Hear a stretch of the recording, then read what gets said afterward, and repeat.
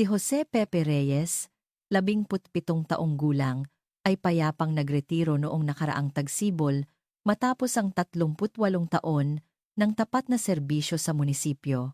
Sa kanyang natanggap na retirement pay at buwanang pensiyon, sapat na para sa isang komportableng pamumuhay, walang bahid ng pag-aalala sa kanyang pagtanda. Ngayon, ang inaasahan na lamang niya ay isang mapayapa at tahimik na buhay kasama ang kanyang kabiyak sa mahabang panahon, si Lourdes. Buong puso. Ito ang pinaniniwalaan ni Pepe. Malalim at walang anumang pagdududa. Isang buwan matapos ang kanyang pagre-retiro, isang umaga, nagising si Pepe ng alas 6, dala ng kanyang matagal nang nakasanayan. Sa tabi niya, mahimbing na natutulog si Lourdes. Sa sukdulang pag-iingat upang hindi maistorbo ang payapang paghinga nito, dahan-dahan siyang bumangon mula sa kama. Ang sinag ng araw na tumatagos sa bintana ng sala ay malambot pa. Nagkakalat ng magiliw na liwanag sa bawat sulok ng silid. Labis na nagugustuhan ni Pepe ang katahimikang bumabalot sa umagang iyon. Tumayo siya sa kusina at maingat na giniling ang mga butil ng kape. Ang garalgal na tunog at ang pakiramdam sa kanyang kamay, kasabay ng umaalingasaw na bango ng kape, ay dahan-dahang gumigising sa kanyang diwa. Isinalin niya ang maitim na likido sa kanyang paboritong tasa na yari sa luwad at umupo sa hapagkainan. Binuklat niya ang makapal na diaryo at sinimulang basahin ang mga balita sa lipunan. Isang simple at tahimik na gawain, hindi naiiba sa kanyang routine noong nagtatrabaho pa siya. Para sa kanya, ito ang kahulugan ng kapayapaan ng isip. Ngunit ang kapayapaang iyon, na parang babasaging kristal, ay biglang nawasak sa isang iglap, sa isang paraang walang awa. Anong ginagawa mo? Ang boses ni Lourdes, na biglang lumitaw mula sa silid tulugan, ay kasing lamig at kasing tigas ng yelo. Magandang umaga. Nagtimpla ako ng kape, mahinahong sagot ni Pepe tulad ng dati. Tiningnan siya ni Lourdes na para bang nakakita ng isang nakakadiring bagay at ngumisi. Paggising sa umaga, pagala-gala lang. Isa kang palamunin, palamunin. Ang salitang iyon ay tumusok sa kanyang pandinig na parang matulis na sibat.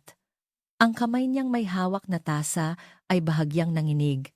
Gumuhit ng maliliit na alon sa ibabaw ng kape. Bakit ka ganyan? Bakit bigla na lang? Hindi ito biglaan. Araw-araw, iyan ang iniisip ko. Si Lourdes ay nakapamaywang, nakatingin sa kanya mula sa itaas.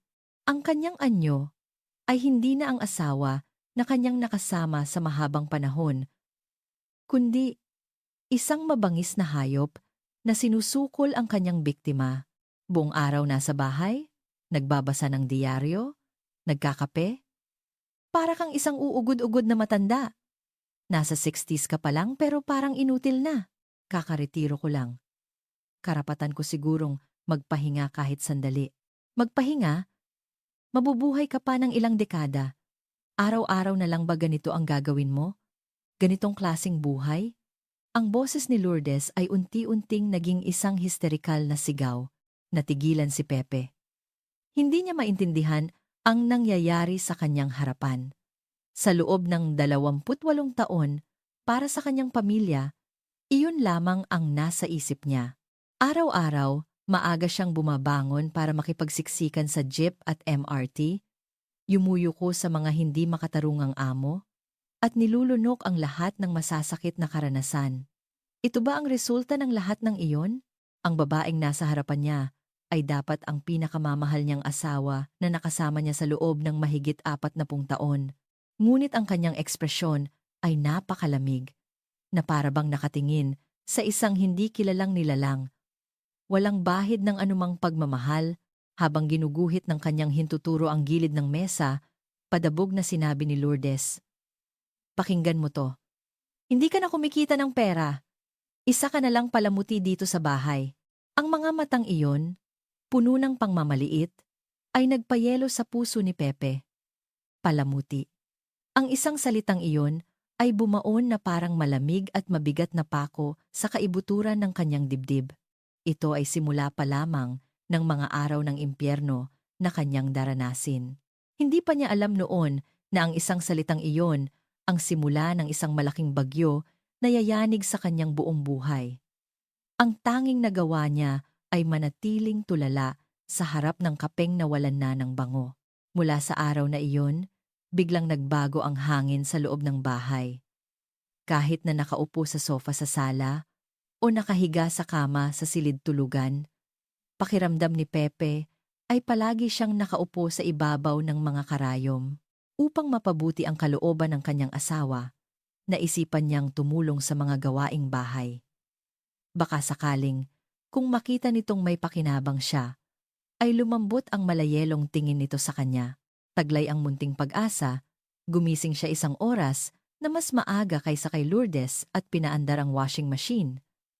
Sa hindi sanay na mga kamay, isinampay niya ang mga damit habang ninanamnam ang munting tagumpay. Biglang sumimangot si Lourdes. Anong klaseng pagsasampay to? Magugusot lahat yan.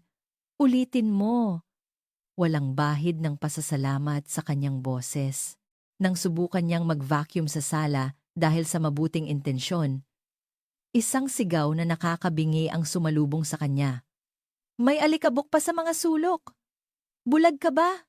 Kapag umuuwi siya galing sa pamamalengke sa supermarket, agad hahablutin ni Lourdes ang resibo.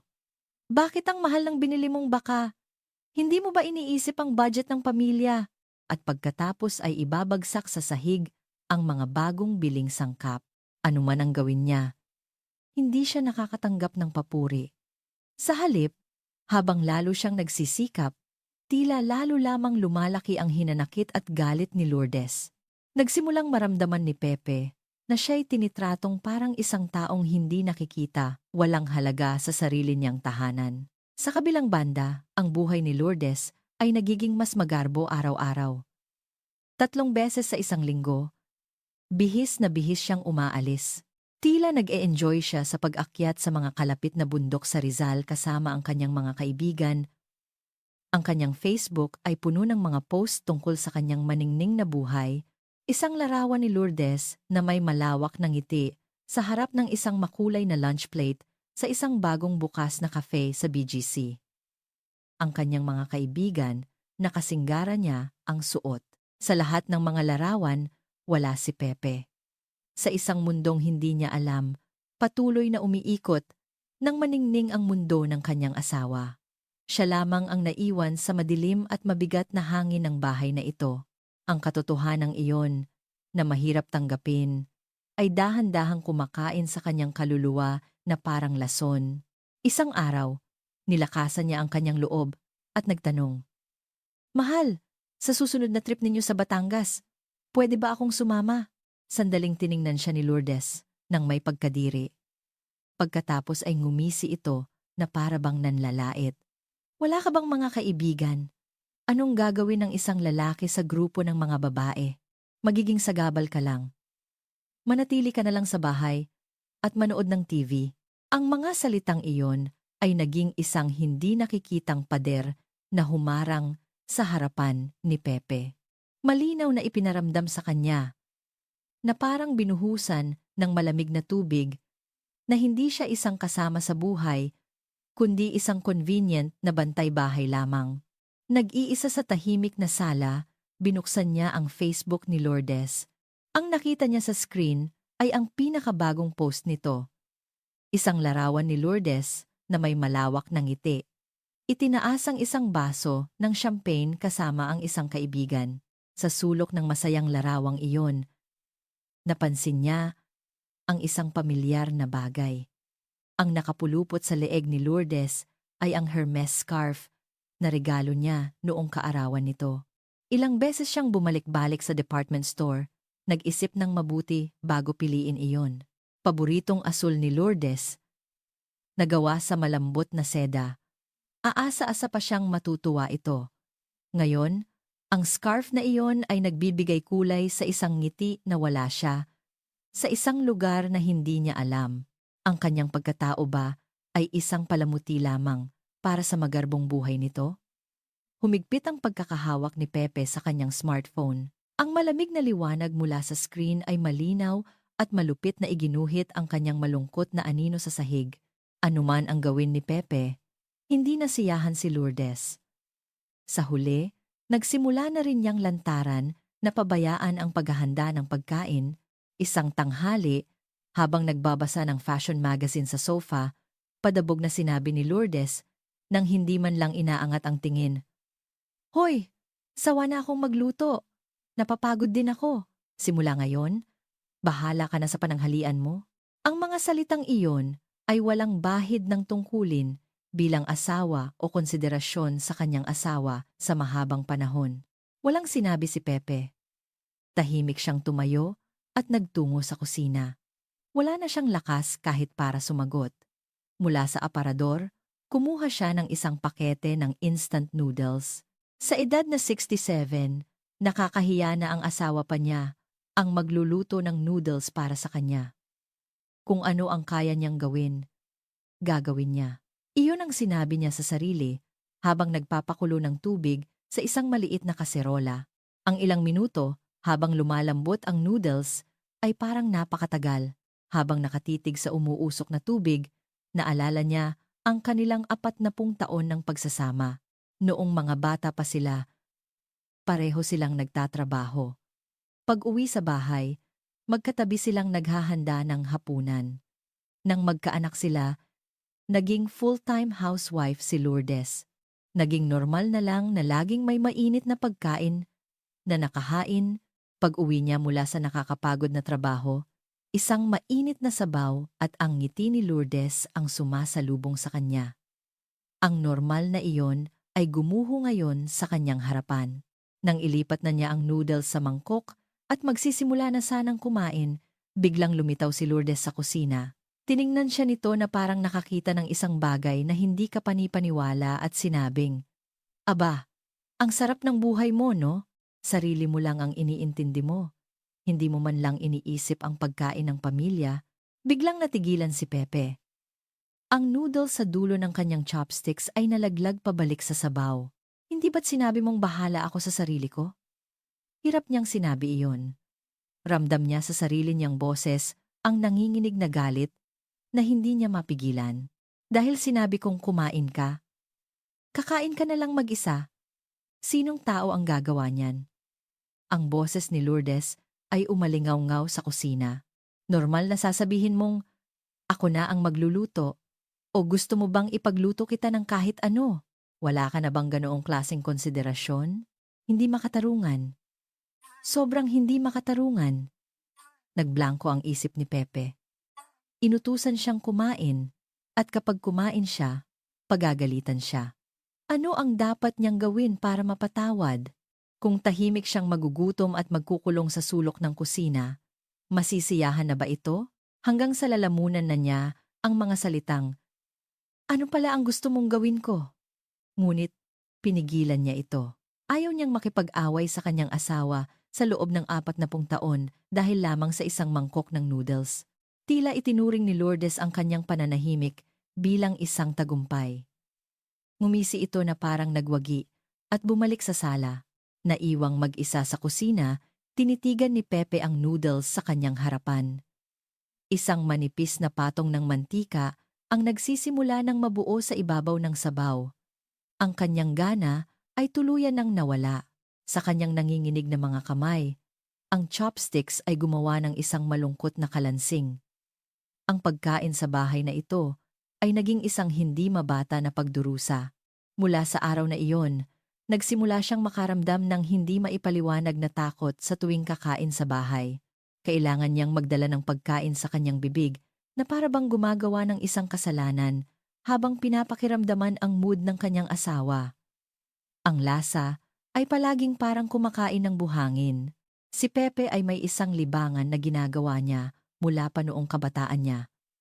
Pangingisda, ang oras na ginugugol niya sa pag-upo sa tabi ng tubig. Tahimik na nakatitig sa float, ang pakikipaglaro sa isda, ang pakiramdam na kaisa ng kalikasan. Ito ang pinakamalaking aliw at kanlungan ng kanyang puso. kapag nagretiro ako, mangingisda ako, hanggat gusto ko.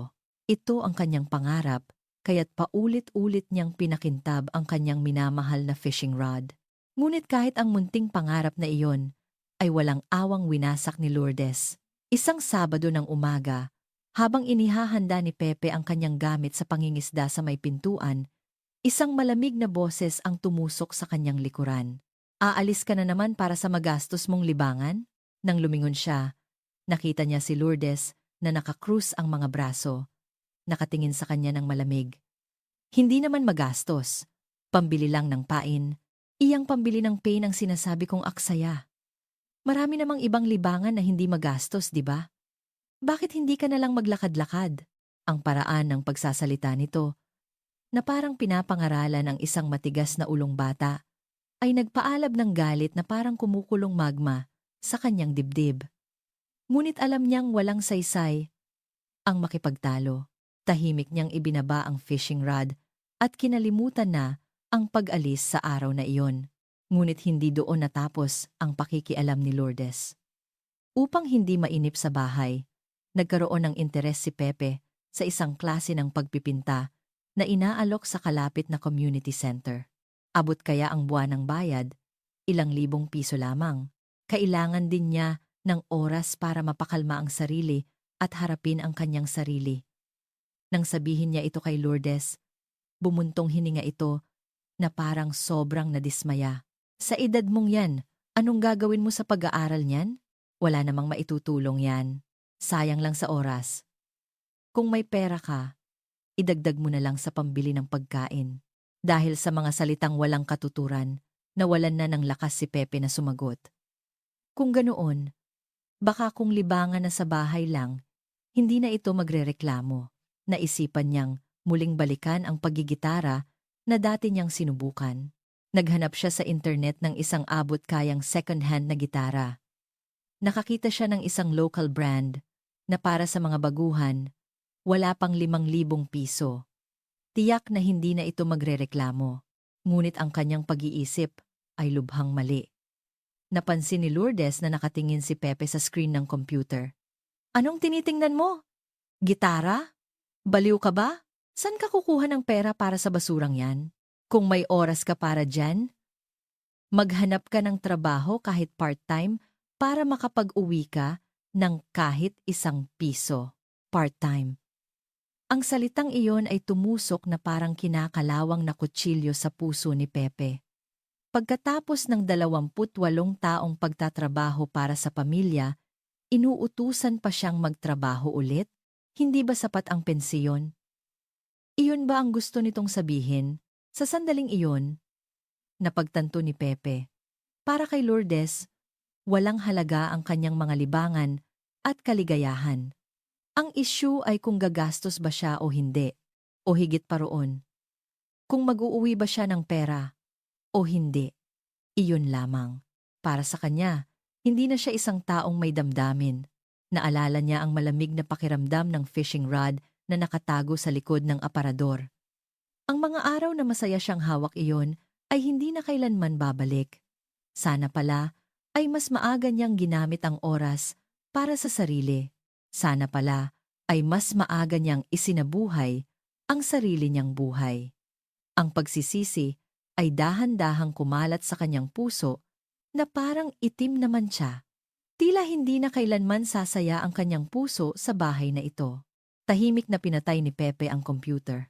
Nang magdilim ang screen, ang nakita niya roon ay ang kanyang sariling mukha na nawalan na ng sigla. Ang panahon ay lumipat na sa tag-ulan, at ang hanging pumapasok sa bintana ay nagdudulot na ng lamig. Mula sa araw na iyon, ang lamat sa pagitan ni Pepe at Lourdes ay lumalim na at lumamig, na tila imposibleng ayusin pa. Walang usapan, ang mayroon lamang ay ang mga utos ni Lourdes at ang paninisi kay Pepe. Sa kasamaang palad, natutunan na niyang mabuhay na parang isang taong hindi nakikita, nagtatago sa isang sulok ng bahay. Nang gabing iyon, magkahiwalay silang nakaupo sa sofa sa sala. Magkaiba ang direksyong tinitingnan.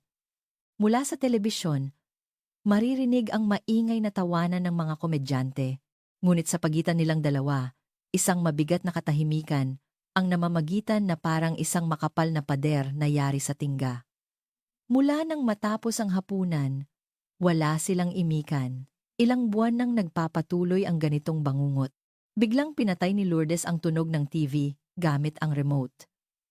Sa biglaang katahimikan, napapitlag si Pepe.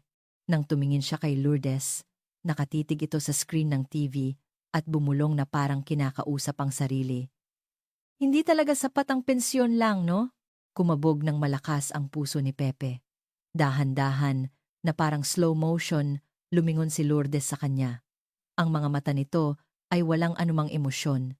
Iyon ang lalong nakakakilabot. Kaya naisip ko, bakit hindi ka maghanap ng trabaho bilang security guard?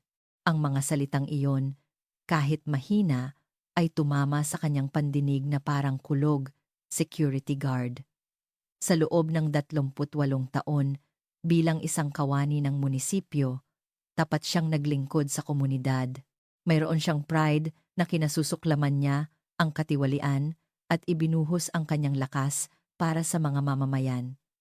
Nakamit niya ang isang kagalang-galang na posisyon.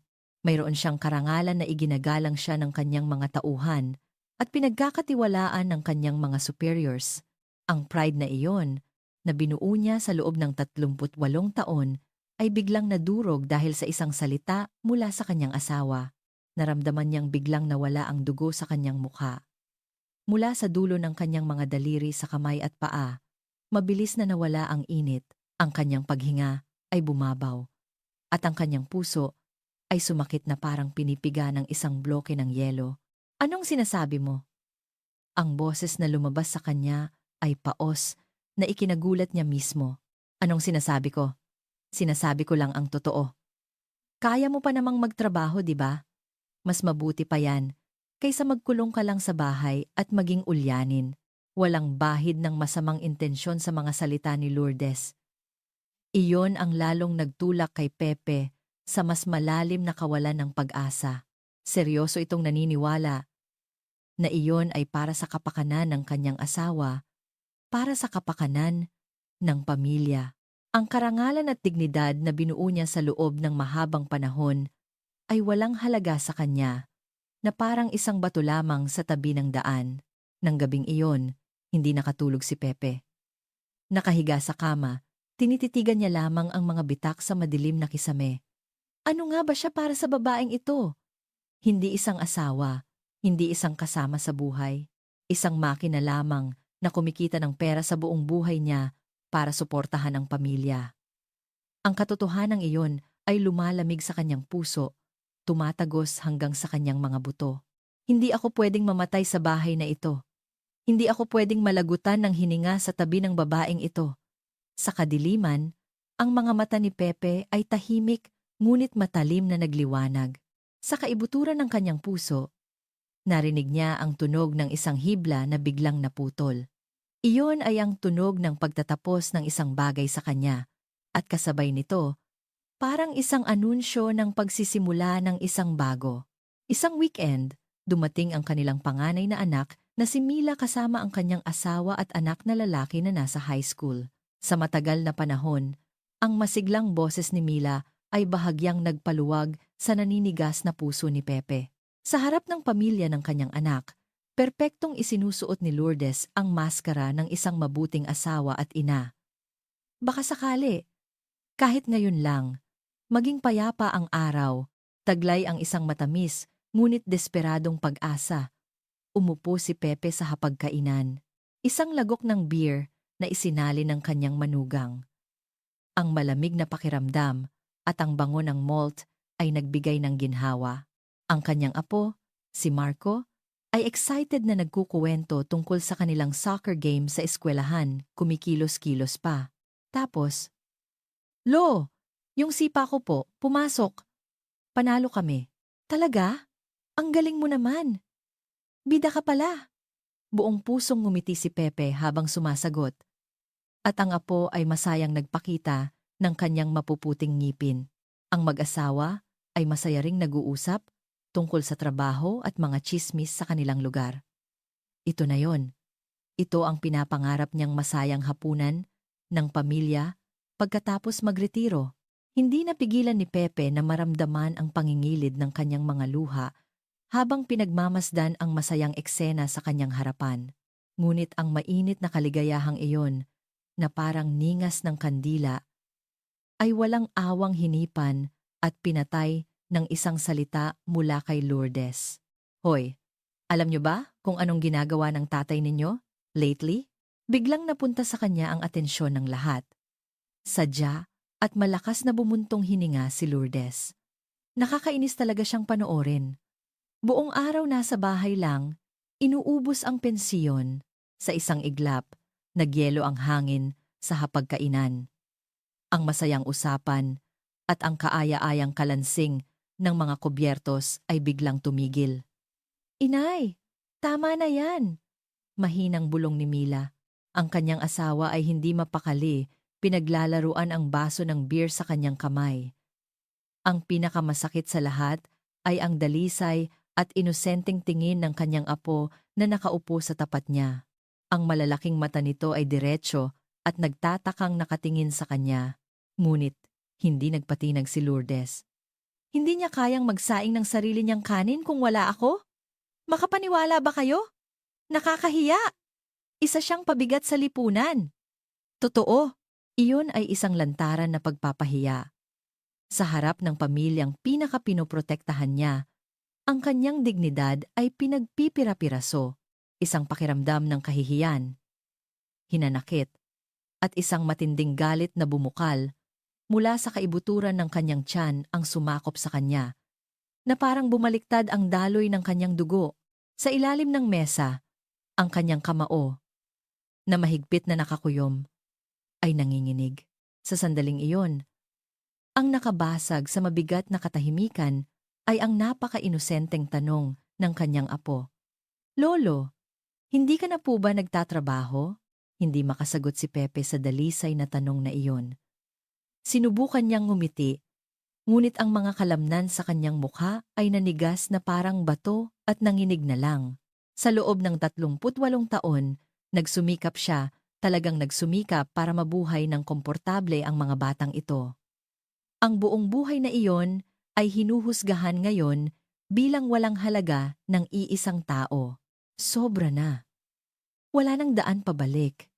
Ang kahihiyang ito, hindi niya malilimutan kahit mamatay pa siya. Inalis ni Pepe ang kanyang tingin mula sa nagtatakang mukha ng kanyang apo at itinuon ang kanyang mga mata sa isang punto sa hibla ng kahoy ng mesa. Ang kanyang mga mata ay naglalaman ng malalim na kalungkutan at nag-aalab na galit. Ilang araw matapos ang kahiyahiyang hapunan na iyon, hating gabi. Matapos matiyak na mahimbing na ang tulog ni Lourdes, umupo si Pepe sa kanyang lumang desk sa study. Annulment, ang salitang iyon ay umalingaw-ngaw sa kanyang isip na parang isang alarma, sumasakop sa lahat. Hindi na ito panahon para mag-emote. Kailangan niyang maging praktikal at kalkulahin nang mahinahon kung posible ba para sa isang 67 taong gulang na tulad niya na mabuhay mag-isa. Mula sa nakakandadong drawer, kinuha niya ang mga passbook, insurance policies, at titulo ng ari-arian gamit ang nanginginig na mga kamay. Lahat ng ito ay ipinagkatiwala niya kay Lourdes mula pa noong ikasal sila. Isa-isa niyang sinuri ang mga nilalaman. Ang ipon na pinaghirapan niya sa loob ng 28 taon, ang kanyang buong retirement pay, at ang halaga ng buwanang pensiyon na pumapasok sa kanyang account. Nanginginig niyang in-input ang mga numero sa calculator, pagbabahagi ng ari-arian. Ayon sa batas, ang mga ari-ari ang naipundar ng mag-asawa sa panahon ng kanilang pagsasama ay karaniwang hahatiin ng pantay. Anuman ang kontribusyon, ang bahay na tinitirhan nila ngayon, ang mga ipon, lahat ay mahahati. Ang numerong lumabas sa calculator ang matitira sa kanya ay mas maliit kaysa sa kanyang inaasahan. Sa perang ito, mabubuhay pa kaya ako sa mga darating na taon? Saan ako titira? Paano ang mga gastusing medikal kung sakaling magkasakit ako? Ang mga pag-aalala ay bumalot sa kanyang isip na parang itim na ulap at nahirapan siyang huminga. Binuksan ni Pepe ang isang lumang notebook at sinimulang magsulat gamit ang nanginginig na kamay. Una, ang perang mula sa pagbebenta ng bahay ay hahatiin. Mula roon, ibabayad niya ang deposit at advance para sa isang maliit na apartment. Ang matitirang pera ay para sa emergency. Sunod, kinakalkula niya ang buwan ng gastusin. Mula sa kanyang pensiyon, ibabawas niya ang tinatayang upa, bill ng kuryente at tubig, pagkain, at communication expenses. Ang matitira ay ilang libong piso lamang. Ang luho ay imposibleng makamit. Halos walang matitirang pera para sa pangingisda na minahal niya o sa gitara na pinangarap niya. Ang mga numero ay malupit na nagpapakita ng realidad. Pero, naisip ni Pepe, kahit gaano pa kahirap ang buhay, mas mabuti pa iyon kaysa mabuhay sa bahay na iyon. Tinitiis ang mga panlalait ni Lourdes at pinapatay ang kanyang kaluluwa. Kung walang pera, magtitipid na lang siya. Ngunit ang buhay na unti-unting pinapatay ang iyong puso araw-araw. Na inaalis ang iyong dignidad bilang tao, hindi na niya iyon matitiis kahit isang araw pa. Sa espasyo sa notebook, walang lakas ngunit malinaw niyang isinulat. Kalayaan. Ang bagay na makukuha niya kapalit ng kalahati ng kanyang ari-arian. Ito ay isang bagay na hindi mabibili ng pera. Isang bagay na pinakamahalaga sa lahat. Kaya ko kayang tahakin ang matinik na landas na ito ng mag-isa. Pag-aalala at isang maliit na sinag ng pag-asa. Sa gitna ng magkasalungat na damdaming ito, tahimik na hinintay ni Pepe ang pagbubukang liwayway. Ang kanyang nag-iisa ngunit marangal na laban ay nagsisimula pa lamang habang palihim niyang inaasikaso ang mga paghahanda para sa annulment. Isang araw, sa isang pambihirang masayang boses, sinabi sa kanya ni Lourdes, "Sa susunod na linggo, pupunta ako sa Europe kasama ang mga kaibigan ko. Isang linggo kami doon. Ito ay isang taunang tradisyon na pinakahihintay niya." "Ganoon ba?" Maikling sagot ni Pepe. Bahagyang sumimangot si Lourdes sa kanyang walang kabuhay-buhay na reaksyon.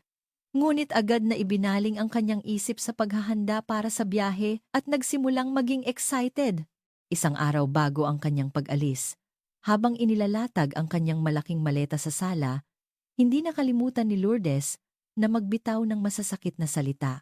"Pag wala ako, wala ka talagang magagawa, di ba?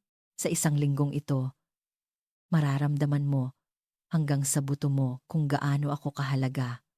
Ang kanyang tono ay parang isang guro na nagbibigay ng takdang aralin sa isang bobong estudyante. "Wala akong inihandang pagkain ha, walang laman ang ref. Kaya ikaw na ang bahala, maglaba, maglinis. Magandang pagkakataon to para malaman mo kung gaano ako nahihirapan." Tahimik na pinakinggan ni Pepe ang mga salitang iyon. Walang anumang emosyon na namuo sa kanyang puso. Sa halip, tahimik niyang naramdaman na ang isang linggong ito ang magiging huling palugit para sa kanya. Sa araw ng biyahe, isinukbit ni Lourdes ang kanyang Chanel bag at masiglang nagtungo sa pintuan. "O sige, alis na ako. Huwag mong guguluhin ang bahay ha." Hanggang sa huli, walang salita ng pag-aalala para sa kanyang asawa. Hinantay ni Pepe sa pintuan hanggang sa tuluyang mawala sa paningin ang taxi na sinasakyan ni Lourdes. Pagkatapos, dahan-dahan niyang isinara ang pinto at ikinandado ito. Ang malamig na tunog ng metal ay umalingaw-ngaw sa tahimik na bahay. Sa sandaling iyon, ang lumabas sa bibig ni Pepe ay hindi isang buntong hininga. Ito ay isang malalim at mahabang paghinga na nagmula sa kaibuturan ng kanyang puso. Ang hanging nilanghap niya ay umabot sa bawat sulok ng kanyang baga. Ang sarap ng hangin, na sa loob ng 40 taon, nakalimutan niya na ganito pala kagaan at kasariwa ang hangin sa sarili niyang bahay. Ang isang linggo na wala ang kanyang asawa ay hindi isang linggo ng pagpaparusa tulad ng inakala ni Lourdes. Para kay Pepe, ito ay isang linggo ng kalayaan. Isang himala na dumating pagkatapos ng 40 taon. Gumising sa oras na gusto niya. Kumain ng kahit anong gusto niya. Palipat-lipat ng channel sa TV. nang walang sinumang pinag-aalala. Ang simpleng mga bagay na iyon ay nagpaluha sa kanya. Sa sobrang tuwa, ang payapa at malayang isang linggong ito ang magpapatibay sa kanyang desisyon na gagawin itong matatag na parang bakal na hindi na matitinag ng sinuman. Ang gulong ng tadhana ay hindi na mapipigilan ng sinuman o anuman. Sa katahimikang iyon, tahimik at tiyak niyang inihanda ang kanyang susunod na hakbang. 3 araw na ang nakalipas mula nang umalis si Lourdes. Habang ninanamnam ni Pepe ang kalayaang ito na 40 taon niyang hindi naramdaman, maingat at tuloy-tuloy niyang isinagawa ang kanyang plano. Tumayo siya sa harap ng isang law office na nahanap niya sa internet at nagpa-appointment. Nasa isang medyo luma nang gusali sa tapat ng istasyon. Hindi niya maramdaman ang presensya ng tao sa likod ng salaming pinto. Nang hawakan niya ang doorknob, bahagya itong nanginig. Tama ba na buksan niya ang pintong ito? Talaga bang tatapusin na niya ang 40 taon ng pagsasama? Isang sandali ng takot ang dumaan sa kanyang isip, ngunit ang pumasok sa kanyang alaala ay ang malamig na mga mata ni Lourdes at ang mga salitang puno ng pangmamaliit. Pinaupo siya sa isang conference room, kaharap ang isang may edad at mukhang mabait na abogado. Ano po ang maipaglilingkod ko sa inyo, sir? Tanong nito sa mahinahong boses. Sinubukang magsalita ni Pepe, ngunit tuyo ang kanyang lalamunan at hindi lumalabas ang mga salita. Ang desisyon na tapusin ang 40 taon ng pagsasama ang pagsasabi nito sa ibang tao, lalo na sa isang estranghero, ay hindi niya akalaing magiging ganito kahirap at kasakit. Tila naramdaman ng abogado ang kalagayan ni Pepe at hindi siya minadali, tahimik lang itong naghintay. Sa wakas, pilit na nagsalita si Pepe. Gusto ko pong hiwalayan ang asawa ko nang masabi na niya ang mga salita. Para itong isang dam na sumabog. Ang lahat ng damdaming naipon niya ay bumuhos na parang agos ng ilog. Ang patuloy na pang-aabuso ng kanyang asawa pagkatapos niyang magretiro, ang mga salitang palamunin at palamuti na sumisira sa kanyang pagkatao, ang pagbabawal sa kanyang mga libangan at pakikipagkita sa mga kaibigan at higit sa lahat ang kahihiyang dinanas niya sa harap ng kanyang pamilya. Habang nagsasalita, Gru 9. Naramdaman niyang nanginginig ang kanyang boses at lumalabo ang kanyang paningin dahil sa luha. Nakakahiya at nakakagalit. Hindi pinutol ng abogado ang kanyang pagsasalita. Tahimik at seryoso lang itong nakinig habang paminsan-minsan ay nagsusulat. Nang matapos magsalita si Pepe, ibinaba ng abogado ang kanyang panulat, tiningnan siya ng diretso sa mata, at sinabi sa isang malinaw at malakas na boses, Ginoong Reyes, matagal na po kayong nagtiis. Ang mga ginagawa at sinasabi ng inyong asawa ay malinaw na psychological abuse, na isang matibay na basehan para sa annulment sa ilalim ng batas. Ang verbal abuse ay isang uri ng mental at emotional domestic violence. Handa po kaming ipaglaban kayo. Nang marinig niya ang mga malalakas na salitang iyon, hindi mapigilang bumuhos ang mainit na luha mula sa mga mata ni Pepe. May nakaintindi sa wakas sa kanyang paghihirap. May kumilala na hindi nasayang ang kanyang 40 taon. Iyon ay luha ng ginhawa dahil sa wakas ay makakalaya na siya mula sa 40 taon ng kalungkutan at kawalan ng pag-asa. Hindi na siya nag-iisa. Ang hudyat ng paglaban ay tahimik ngunit tiyak na itinaas niya ang kanyang basang mukha at tumango. Nang bumalik si Lourdes mula sa kanyang 1 linggong bakasyon sa Europe, napakaganda ng kanyang mood. Ang 2 kamay niya ay puno ng mga paper bag na may logo ng mga sikat na brand. Ang kanyang bahagyang nangitim na mukha ay puno ng kasiyahan. Ngunit nang buksan niya ang pinto at makita ang kalagayan ng bahay, ang kanyang ekspresyon ay mabilis na bumalik sa dati nitong pagkasungit. Ano to? Hindi ka man lang naglinis kahit minsan habang wala ako? Ang unang salita pag-uwi ay hindi isang pagbati, kundi isang paninisi. Hindi sumagot si Pepe. Ano man ang sabihin sa kanya. Ang kanyang puso ay kalmado na parang isang tahimik na dagat. Hindi na ito matitinag. Nang gabing iyon, sa hapunan, ang nakahain ay mga makukulay na pagkaing binili ni Lourdes mula sa airport. Parang ipinagmamalaki ang kanyang mga tropyo. Walang katapusan siyang nagkwento tungkol sa kanyang biyahe. Ang ganda talaga ng suite sa hotel. Yung asawa ng kaibigan ko, sagot lahat ng gastos sa biyahe tapos sinundo pa sila sa airport. Nakakainggit. Samantalang itong sakin, nang magsimula na ang kanyang parinig kay Pepe, mahinahon siyang pinutol nito. Isang mababa at kalmadong boses. At sa unang pagkakataon, tinawag niya ito sa pangalan nito, hindi sa karaniwang mahal. Tiningnan siya ni Lourdes nang may pagtataka. Dahan-dahang tumayo si Pepe, kinuha ang isang papel mula sa study at marahang inilagay sa mesa sa harap ni Lourdes. Iyon ay ang petition for annulment na inihanda ng kanyang abogado. Tapusin na natin to, sabi ni Pepe, diretso sa mga mata ng kanyang asawa. Lourdes, makipaghiwalay ka na sa akin. Sandaling tumigil ang mundo. Tiningnan ni Lourdes ang papel at ang mukha ni Pepe nang paulit-ulit na para bang hindi makapaniwala. Unti-unti, ang kanyang mukha ay nabalot ng galit. Nananaginip ka ba? Ang kanyang boses ay may halong pang-aasar pa. Sa edad nating to? Maghihiwalay? Akala mo ba kaya mong mabuhay mag-isa? Tigilan mo na. Yang kalokohan mo? Iniisip pa ni Lourdes na ito ay isang pansamantalang pagre-rebelde lamang ni Pepe na parang bata.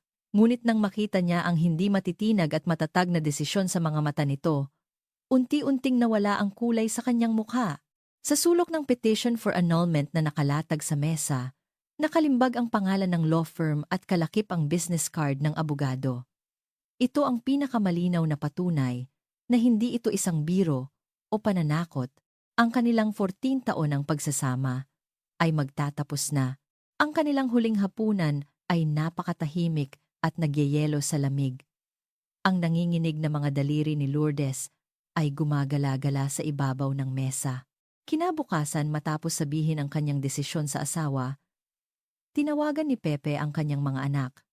Ito ay isang gawain na mas mabigat pa kaysa sa pagpirma sa mga dokumento. Gaano kalaking dagok para sa mga anak ang paghihiwalay ng kanilang mga magulang. Baka sisihin nila ang sarili o baka pumanig sa kanilang ina. Iba't ibang pangamba ang bumalot sa kanyang dibdib na parang itim na ulap. Una niyang tinawagan ang panganay na si Mila. Sa kabilang linya, narinig niya ang laging masiglang boses ni Mila. Ang boses pa lang na iyon ay halos magpatinag sa kanyang matatag na desisyon. Huminga siya ng malalim at dahan-dahang nagsalita. Mila, anak, si tatay to. May mahalaga akong sasabihin. Nagpasya na kami ng nanay mo na maghiwalay. Isang mahaba at mabigat na katahimikan ang namayani sa kabilang linya. Pinigil ni Pepe ang kanyang hininga habang hinihintay ang susunod na sasabihin ng kanyang anak.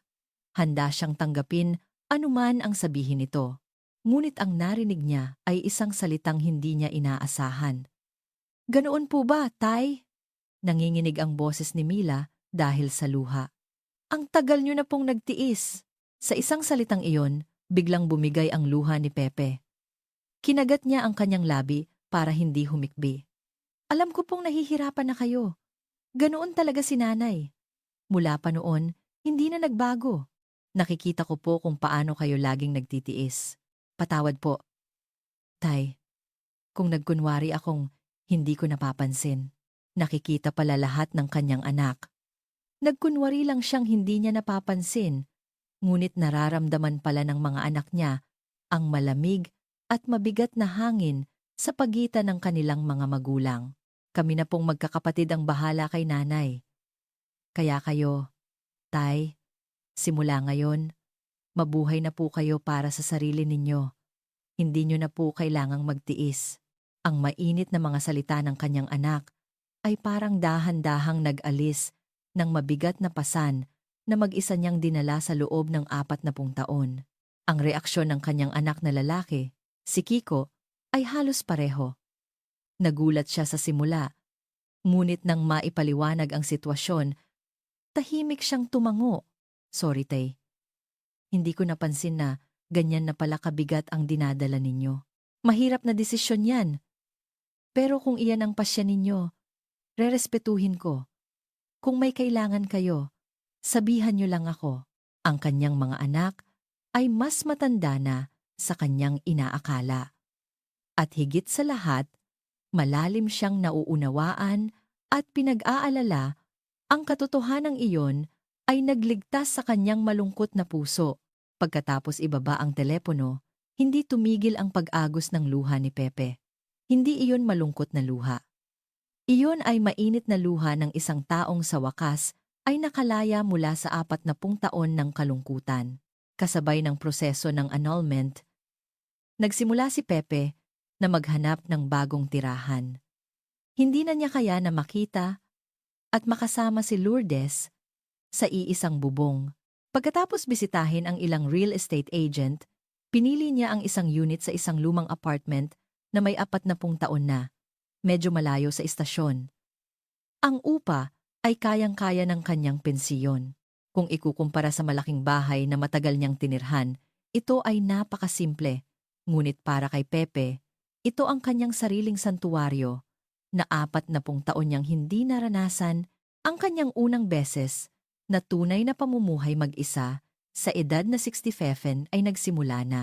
Ngunit ito rin ang simula ng isang mahirap na laban para sa kasarinlan. Ang lahat ng gawaing bahay na ipinauubaya niya kay Lourdes ay biglang bumagsak sa kanya. Una, hindi niya alam kung paano gamitin ang washing machine. Pinuntahan siya ni Mila para turuan, ngunit nang subukan niyang mag-isa, nagkamali siya sa dami ng sabon at bumula ang buong washing machine. Isinama niya ang puting polo sa mga decolor na t-shirt at naging isang magandang kulay rosas ito. Ang paghahanda ng pagkain ay isa ring pagsubok. Kapag nagsasaing, minsan ay sobra sa tubig at nagiging lugaw, minsan naman ay hilaw. May mga araw na kahit ang pagluluto ng instant noodles ay nakakatamad. Hindi rin niya alam kung saan magsisimula sa paglilinis. Ang maliit na kwarto ay mabilis na napuno ng alikabok. Sunod-sunod na pagkakamali. May mga pagkakataong nakaramdam siya ng awa at hiya sa sarili. Ngunit ang nakapagtataka, ang kanyang puso ay napakagaan dahil wala ng taong manlalait at pagtatawanan ang kanyang mga pagkakamali. Noong araw na naging kulay rosas ang kanyang polo, kung sa dati nilang bahay, tiyak na aalingaw-ngaw ang hysterical na sigaw ni Lourdes. Ngunit ngayon, habang tinitingnan ang artistikong kulay rosas na polo, kaya niyang sabihin, ayos din pala to, at tumawa ng malakas. Iyon ay parang isang masayang boses na nagdiriwang sa simula ng isang bagong buhay. Isa-isang natutunan niya ang mga paraan para mabuhay.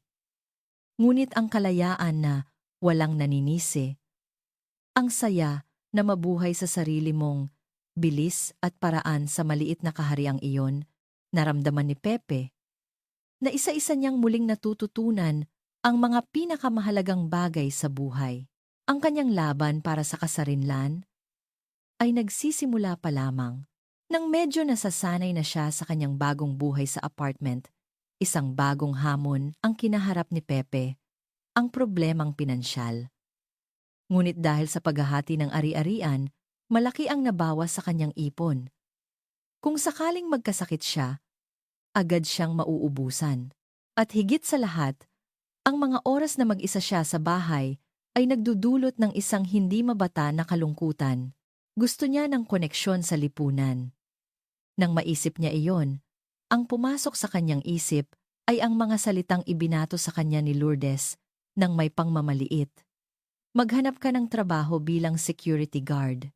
Noon, nanginginig siya sa kahihiyan. Ngunit ngayon, iba na. Magtatrabaho siya para sa sarili niya. Dahil sa sarili niyang desisyon, hindi dahil pinilit. Nagpa siya si Pepe at napansin ang isang hiring sign sa bintana ng isang kalapit na convenience store. Night shift staff wanted. No experience necessary. Ang sahod ay medyo mas mataas kaysa sa araw. Ang trabaho ay karaniwang sa cashier at pag-aayos ng mga produkto. Tatanggapin kaya nila ang isang 67 taong gulang? May pag-aalinlangan? Ngunit nilakasan niya ang loob at tumawag sa tindahan. Sa kanyang pagkagulat, agad siyang in-interview ng batang manager at natanggap sa araw ding iyon. Noong unang beses niyang isuot ang asul na uniforme ng convenience store, medyo nahiya siya nang makita ang sarili sa salamin. Ngunit kasabay nito, naramdaman niya ang isang kakaibang lakas na unti-unting bumubukal mula sa kanyang puso. Maraming kailangang matutunan sa trabaho at mahirap ito. Ang komplikadong operasyon ng cash register, pagtanggap ng bayad sa bills, pag-asikaso ng mga padala. Araw-araw, kailangan niyang magpaturo sa kanyang mga kasamahan na nasa 20s. Ngunit hindi niya ito naramdamang isang paghihirap. Sa halip, purong saya ang kanyang naramdaman sa pag-aaral ng mga bagong bagay. Sa gabi, iba't ibang customer ang dumarating. Mga empleyadong pauwi mula sa overtime, mga estudyanteng nag-aaral para sa exam, mga truck driver na tapos na sa kanilang shift. Ang simpleng pakikipag-usap sa kanila. Ingat po, salamat po, ang mga ordinaryong salitang iyon ay nagbigay ng init sa kanyang tuyong puso. Hindi na siya isang palamunin o palamuti. Sa lipunang ito, kahit maliit, may pakinabang siya. Hindi niya akalain na ang pagkita ng pera ay magbabalik ng kanyang dignidad sa ganitong paraan. Isang gabi, dumating ang isang suking estudyante para bumili ng pagkain. Pagkatapos magbayad, bigla niyang inabutan si Pepe ng isang lata ng kape. "Lolo, para sa inyo po, pahinga rin po kayo," at nahihiyang sinabi. "Alam niyo po, pag nakikita ko kayo, parang ginaganahan din akong magsipag. Ang astig niyo po." Lo, ang simpleng mga salitang iyon at ang init ng lata ng kape sa kanyang palad ay unti-unting nagpatunaw sa yelo sa puso ni Pepe.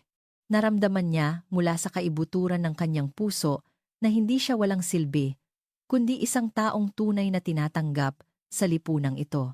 Pinigilan niya ang kanyang mga luhang malapit ng tumulo. Nang tuluyan ng masanay sa trabaho sa convenience store at magkaroon ng kaaya-ayang ritmo ang kanyang buhay, unti-unting nagkaroon ng espasyo at kumpiyansa sa puso ni Pepe. At nagpa siya siyang bawiin ng tuluyan ng oras para sa sarili na ipinagkait sa kanya ng kanyang asawa. Una, pumunta siya sa isang kalapit na surplus shop at bumili ng isang second-hand na acoustic guitar sa halagang 5,000 piso. Ang instrumentong matagal na niyang pinapangarap. Naalala niya ang sakit noong tinawag itong basura ni Lourdes at pinigilan siyang bilhin ito. Ngunit ngayon, hindi na niya kailangan ng permiso ni Numan. Dinala niya ang gitara pauwi na para bang isang kayamanan. Nag-enroll din siya sa isang music class para sa mga baguhan na nakita niya sa community bulletin.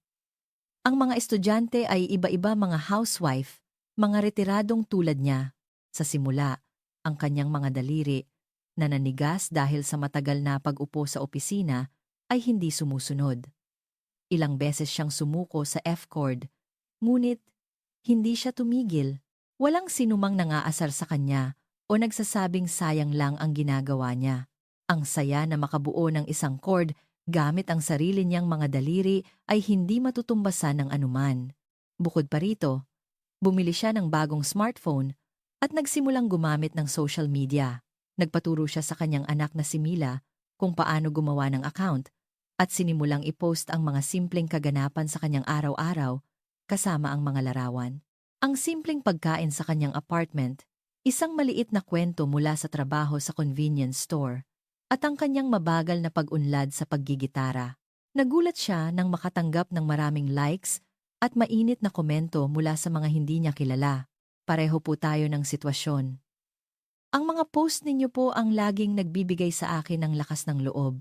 Ang pagsisimula ng bagong hamon sa edad na 67 ay napakaganda. Buong puso ko po kayong sinusuportahan. Bawat salita ay nagpupuno ng init sa puso ni Pepe. Hindi pala siya nag-iisa. Sa isang lugar, sa lipunang ito, may mga kasama siyang may pinagdadaanan din, ngunit patuloy na sumusulong. Ang koneksyong iyon ay nagbigay sa kanya ng bagong pag-asa at lakas. Noong kontrolado pa siya ni Lourdes, ang kanyang mundo ay limitado lamang sa isang maliit at masikip na hawla na tinatawag na bahay. Ngunit ngayon, ang kanyang mundo ay walang hangganang lumalawak dahil sa malambing na tunog ng gitara at sa koneksyon sa mga taong hindi niya kilala sa social media. Parang binabawi niya ang 40 taong nawala.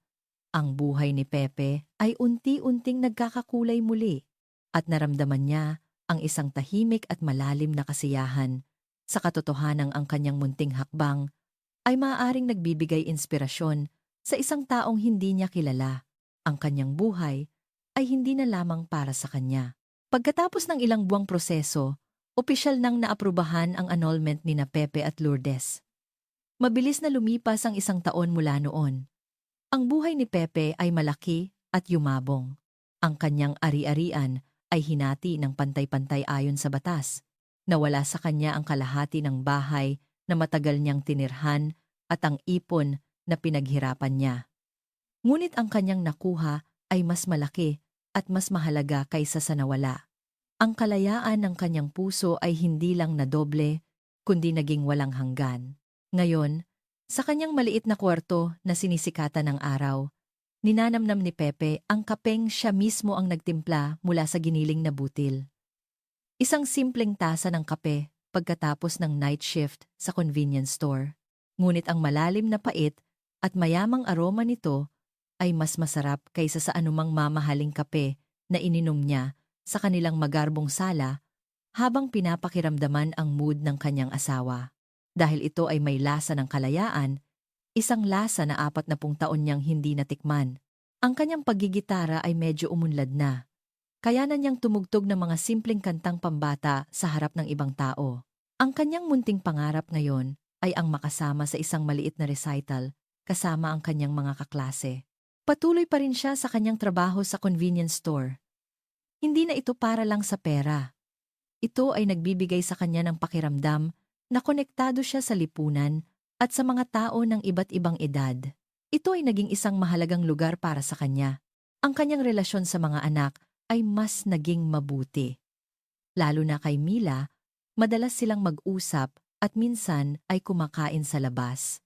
Ang kanyang apo ay dumadalaw din minsan sa kanyang maliit na apartment at masayang kumakanta habang sinasabayan ng kanyang simpleng paggigitara. Ang pagtingin lamang sa inosenteng ngiti nito ay nagbibigay sa kanya ng lubos na kasiyahan. Gusto ni Pepeng ibahagi ang kwentong ito sa mga taong tulad niya noon ay nabubuhay ng tahimik sa isang hindi nakikitang hawla. Ito ay hindi isang kwento ng paghihiganti sa kanyang asawa at lalong hindi ito isang kwento na naghihikayat ng padalos-dalos na paghihiwalay. Ang gusto niya lang iparating ay ito. Huwag mong ipaubaya ang manibela ng iyong buhay sa pamantayan ng iba. Huwag kang susuko sa pagtayo sa sarili mong mga paa at paglakad ayon sa sarili mong desisyon anuman ang iyong edad. Ito ay isang simple, ngunit tiyak na kwento ng pag-asa na lahat ay maaaring maging bida ng sarili nilang buhay. Ang kwento ay pansamantalang nagtatapos dito. Ngunit ang maningning na ikalawang yugto ng buhay ni Jose Pepe Reyes ay nagsisimula pa lamang. Sa kanyang harapan, isang bagong daan na puno ng walang hanggang posibilidad ang naghihintay, patuloy at walang katapusan.